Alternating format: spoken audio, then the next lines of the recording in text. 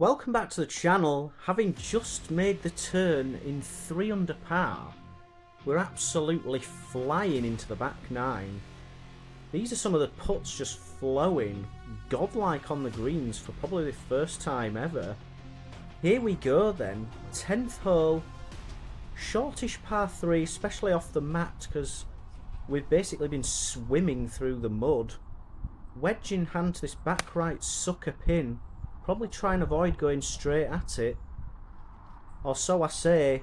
It's pretty good for line, looked incredible in the air but has come up 30 feet short with the pitching wedge, but a birdie putt.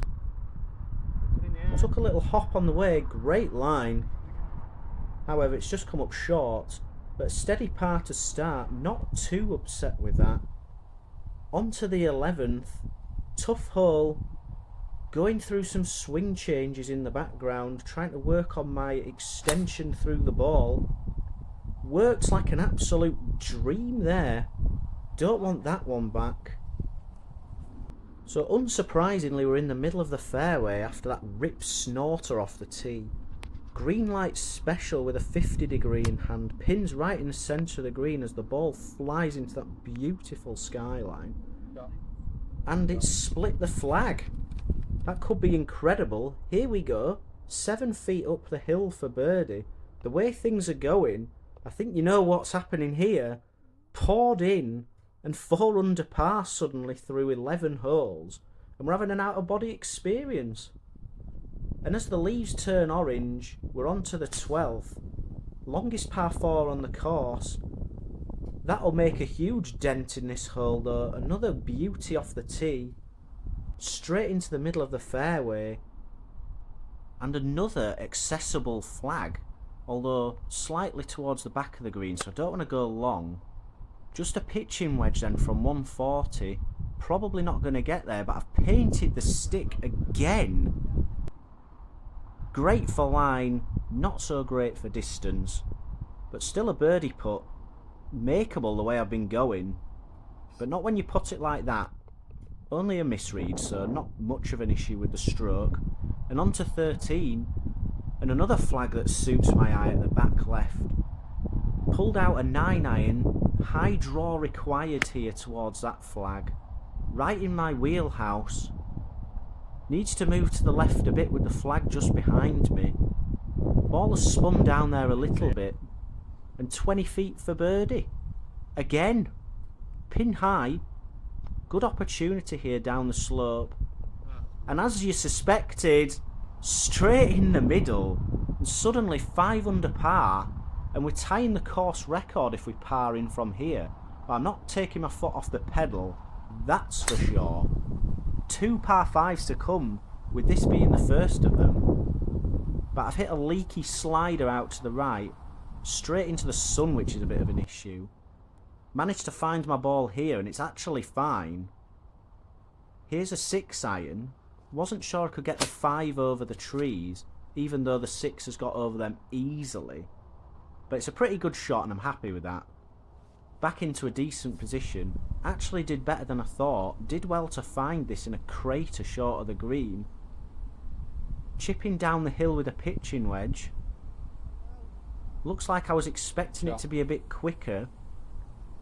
And this unfortunately is a bit further than I'd have liked for birdie, and I've misread that as well, so just a par on the 14th, but not too bad. And this is a bit of a potential banana skin hole. Doesn't look much on the scorecard, but it plays a long way uphill and it's like a swamp up there. Tee shot's good, although it's a bit of a worm burner, and that's no exaggeration, so it's not gone anywhere near as far as I'd hoped. Did well to even find it in the swamp. So this is a 9-iron when it's usually a gap wedge into this green. And panic stations. For the first time in a while, we've missed our target substantially and we've actually ended up in the front bunker. Got extremely scared, wasn't sure how the ball was going to react out of the wet compact sand. And we've now got 20 feet for par, having not made a bogey yet today. I'm afraid that time has come, unfortunately. That's the first one today.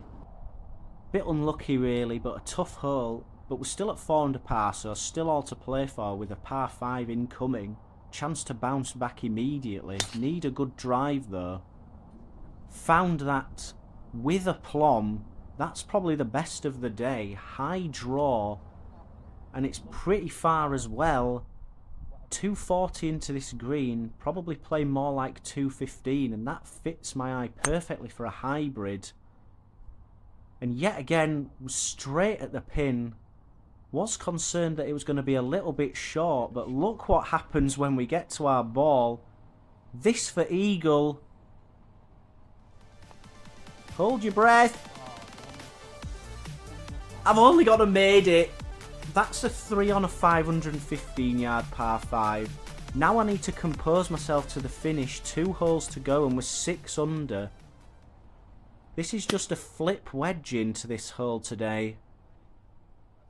Looking good for line again. But unfortunately it's spun a bit back down the hill and we're left with a good 25 feet on the slowest green on the course for birdie. Going to take some muscle power to get it up, which I've managed just. And a tapping par. Really don't mind that at this stage. Just moving over to have a watch of Jack Hainsworth for the first time in the video.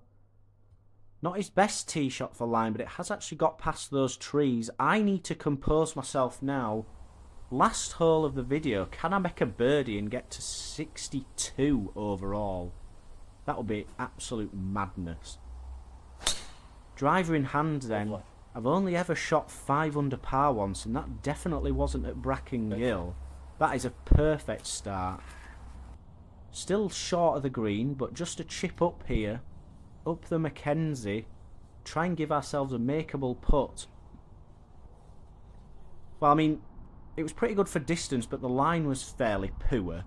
But this for birdie, this would be outrageous. I don't even know what I'd do if this goes in. Let's have a look. Oh, overread the borrow again. Great for pace, but a tapping par, and that'll be a 63 and 6 under par. My new best ever round. Hope you enjoyed it. Goodbye.